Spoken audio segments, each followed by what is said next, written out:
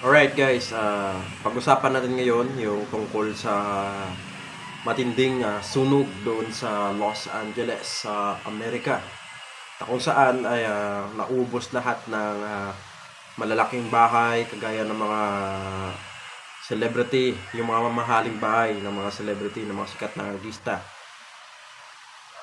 Ngayon, ano nga ba ang dahilan kung bakit nagkaroon ng napakalaking sunog sa lugar ng Los Angeles? Ano nga ba ang tunay na dahilan kung bakit nangyari ito?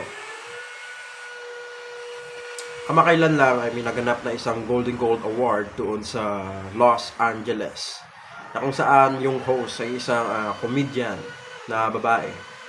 At na para kumbaga natutuwa pa siya na 0 votes daw yung God sa sa kanilang botohan. Sinabi niya na God, creator of the universe, 0 votes. Tapos nagtawanan agad yung mga sikat na artista doon, yung mga sikat na celebrities doon. Para kumbaga iniinsulto nila yung Diyos. Tapos may sinabi doon yung babaeng host na no surprise in this godless town. God, creator of the universe, 0 mentions. And Mario Lopez, host of Access Hollywood, 1. All right. No surprise in this godless town.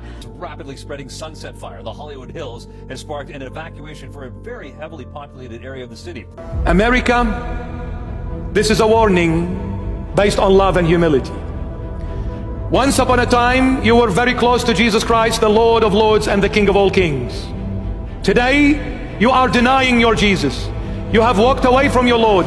You have brought in laws that are against the Almighty God. The very foundation of America today is being shaken. You have denied Jesus. That's why you are in turmoil. That's why you are living in darkness and in total blindness. The moment you took the Holy Bible out of schools, the moment you introduced laws that are offensive to your Jesus Christ, rest assured the wrath of God will come upon you and no one will save you. Come back to the Lord.